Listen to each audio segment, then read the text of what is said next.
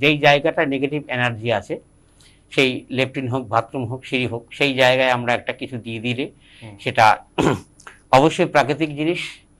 সেই জায়গার নেগেটিভ এনার্জিটা সেটা চলে যেয়ে সেটা পজিটিভ হবে।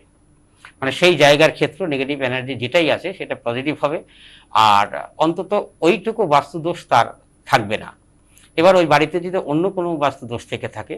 সেটা ভৌতিক হোক, সেটা আধ্যাত্মিক হোক, বা সবচাইতে বড় বিষয়, অনেকে বাড়িতে বিভিন্ন ধরনের পূজা আশ্রা করে থাকেন, ঠিক মতো দেবদেবীকে তারা মেনটেনেন্স করতে পারেন না, তারা কর্মব্যস্ততার কারণে থেকে থাকেন, যার জন্য এটাও একটা বড় ধরনের নেগেটিভ এনার্জি হয়ে দাঁড়ায়। কারণ যে দেবীকে আমি লালন পালন করতে পারবো না, আমি তার মূর্তি বাড়িতে রেখে দিলাম, অর্থ তার পূজা আশ্রা, তার স্রোত বন্ধনা করতে পারবো না, অতএব তাহলে সেই দেবীর মূর্তি রেখে বাড়িতে আমি মনে করি পূজা করা উচিত নয়। বাৎসরিক পূজা হলে তাকে বিসর্জন দিয়ে তার ঘরটা স্থাপন করে রাখা উচিত। আর যে কোনো দেবদেবীর ঘট স্থাপন করে রাখলে সেটার ক্ষেত্রে শুধু ফুল জল দিলেই যথেষ্ট হয়। সেটা বাস্তু যাদের মানে দৈব বিপাকের নেগেটিভ এনার্জিটা আছে সেটা পজিটিভ থাকে, কারণ মূর্তিতে মা বিদ্যমান বিরাজিত থাকেন এবং প্রাণ প্রতিষ্ঠা করা হয়, যেটা আমরা মাটির মূর্তি, যেটা রামপ্রসাদের গানে বলা হয়েছিল, মাটির মূর্তি করা যেখানে প্রাণ দান করা। তা সেই ক্ষেত্রটা মাটির মূর্তি হলেও হয়তো আমরা সাধারণ লোকরা চোখে দেখি না, কিন্তু যারা সাধক বা যাদের দৈব শক্তি আছেন বা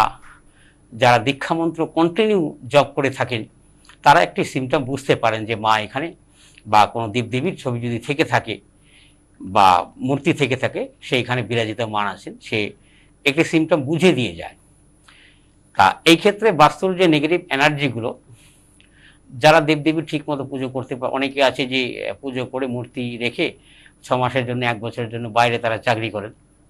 বাইরে চাকরি করে মূর্তি রেখে তারা চলে গেলেন, আবার 1 বছর পরে পূজা করতে এলেন, দেখা যাচ্ছে দুটো অর্থের জন্য তারা বিদেশ গিয়েছেন, বাইরে গিয়েছেন, মানে আমাদের রাজ্যের বাইরে, অথচ দেখা যাচ্ছে সে পুজোটা করবে সে ঋণধার হয়ে এসে। কারণ দুটো অর্থের জন্যই যদি তাকে বাইরে যে রুজি রোজগার করতে হয়, তা আবার এসে তাকে ঋণধার করে পুজো আশ্রা করতে হবে, তাই সেই ক্ষেত্রে একটি খুব মানে তার সাথে বড় দুঃখজনক বিষয় আর হয় না।